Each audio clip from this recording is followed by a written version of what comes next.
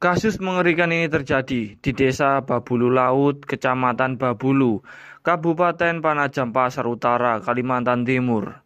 Terjadi di sebuah rumah sederhana yang dihuni oleh kepala keluarga bernama Waluyo, berusia 35 tahun, dan istrinya Sri Wainarsih, berusia 33 tahun, bersama dengan tiga anaknya yang bernama Risna Jenita Sari, berusia 15 tahun.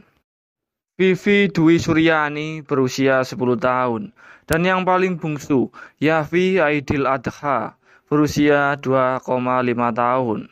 Kejadian mengerikan ini bermula pada hari Selasa, tanggal 6 Februari 2024, sekitar pada jam 2 dini hari. Ada seorang remaja bernama Junaidi mendengar suara teriakan minta tolong. Bukan teriakan arah-arah kimochi loh ya. Hehe. Suara itu terdengar sekitar 20 meter dari rumahnya. Lalu bagaikan bocil epep yang siap solo squad, ia bergegas mengambil parang dan segera mendatangi Bima Sakti Strip. Maaf, sumber suara teriakan maksudnya. Tanpa diduga dia pun berpapasan dengan para pelaku yang di dalam kesaksiannya. Pelaku berjumlah 2 squad alias 10 orang.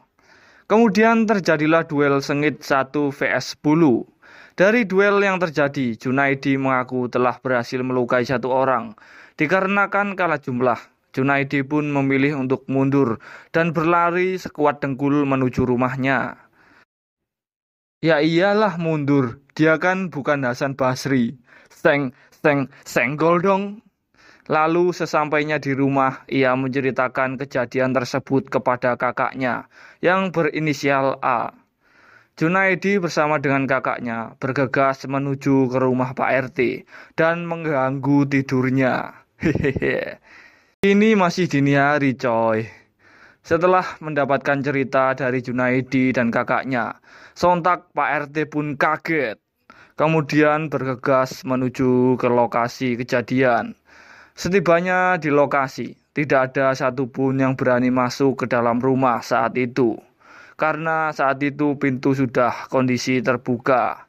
Mereka mencoba memanggil dari luar, namun panggilan itu tidak ada respon sama sekali. Akhirnya ketua RT pun menyuruh saksi A untuk melaporkan kejadian ini ke pihak kepolisian. Setibanya di lokasi kejadian, polisi menemukan satu keluarga sudah dalam kondisi tidak bernyawa. Yang pertama bernama Waluyo, berada di dekat pintu masuk. Sementara 4 korban lainnya ditemukan di dalam rumah.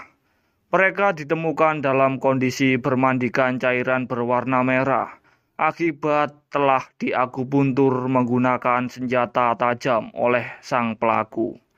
Yang menjadikan perhatian adalah 2 korban bernama Sri Winarsih dan Risna Jenita karena ditemukan tanpa mengenakan celana dan hanya menggunakan baju. Pihak kepolisian segera melakukan evakuasi kepada kelima tubuh korban dan dibawa menuju rumah sakit Ratu Aji Putri setempat. Dari hasil pemeriksaan rumah sakit, kondisi kelima korban terlihat sangat parah. Diduga pelaku melakukan pelenyapan itu dengan cara yang sangat brutal, bak seorang psikopat. Terlihat kepala dari salah satu korban terbelah menjadi 2. Kemudian setelah dilakukan visum dan pemeriksaan, tubuh korban segera dikembalikan kepada pihak keluarga untuk dilakukan penghormatan terakhir dan dimakamkan. Di sisi lain, kepolisian yang melakukan olah TKP menemukan adanya kejanggalan dari keterangan saksi Junaidi jika dirinya berpapasan lalu berduel dengan 10 orang. Karena di TKP polisi tidak menemukan adanya bukti yang menggambarkan telah adanya duel atau perlawanan dari korban. Akhirnya si Junaidi dipanggil kembali untuk diinterogasi dan melakukan kesaksian ulang. Bagaikan mata najwa, polisi yang melayangkan pertanyaan-pertanyaan sulit. Akhirnya Junaidi pun terkecoh dan terjebak dalam kebohongannya sendiri. Dan menjadikan dirinya saat ini berstatus menjadi seorang tersangka.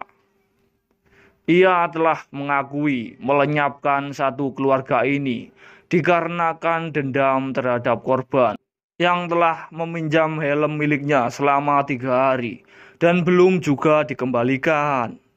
Namun ada yang mengatakan ada motif asmara juga di dalamnya, yang mana pelaku telah menjalin asmara dengan Risna, namun tidak direstui oleh pihak keluarganya Risna. Kronologi pelenyapan satu keluarga ini berawal pada hari Senin, tanggal 5 Februari 2024. Pada saat itu pelaku bersama dengan teman-temannya sedang nongkrong sambil menenggak miras yang berjarak sekitar 500 meter dari rumah korban. Lalu pada jam 23.30, pelaku pun diantarkan pulang oleh temannya. Setibanya di rumah, pelaku ini ternyata tidak langsung masuk ke dalam rumah. Entah apa yang merasuki Junaedi. Dalam kondisi teler, pelaku pun mengambil parang lalu berjalan menuju rumah korban. Aksi pelaku ini terbilang cukup rapi dalam melakukan aksinya itu. Bagaikan psikopat John Kramer, pelaku mematikan listrik rumah korban lalu masuk ke dalam rumahnya. Karena kondisi rumah tidak terkunci, disebabkan Waluyo sang kepala keluarga baru saja pulang ke rumah dan belum sempat mengunci pintunya. Dalam kondisi gelap gulita, pelaku langsung menghampiri Waluyo dan langsung mengayunkan parang pada bagian kepala korban Waluyo. Mendengar suara gaduh korban, Sri terbangun dari tidurnya. Hal yang sama pun pelaku lakukan kepada korban Sri. Kemudian di dalam kamar secara bergantian, pelaku melenyapkan korban Vivi dan Yavi menggunakan parang tersebut. Setelahnya barulah Risna turut dilenyapkan juga di dalam kamarnya. Pelaku sempat keluar dari kamar dan kembali mengayunkan parang pada Waluyo untuk memastikan jika korban Waluyo ini sudah benar-benar pindah alam. Setelahnya pelaku kembali lagi ke kamar, lalu menodai korban Risna dan Sri, ibunya secara bergantian. Setelah puas, pelaku mengambil ponsel dan uang sejumlah 360.000 dari dalam dompet Waluyo dan juga 3 buah ponsel yang ada di dalam rumah itu. Setelah melakukan pelenyapan itu, pelaku kembali ke rumahnya untuk mandi dan mencuci bajunya hingga bersih. Kemudian barulah pelaku merekayasa cerita yang seolah-olah dirinya adalah saksi, hingga akhirnya kasus ini pun terungkap.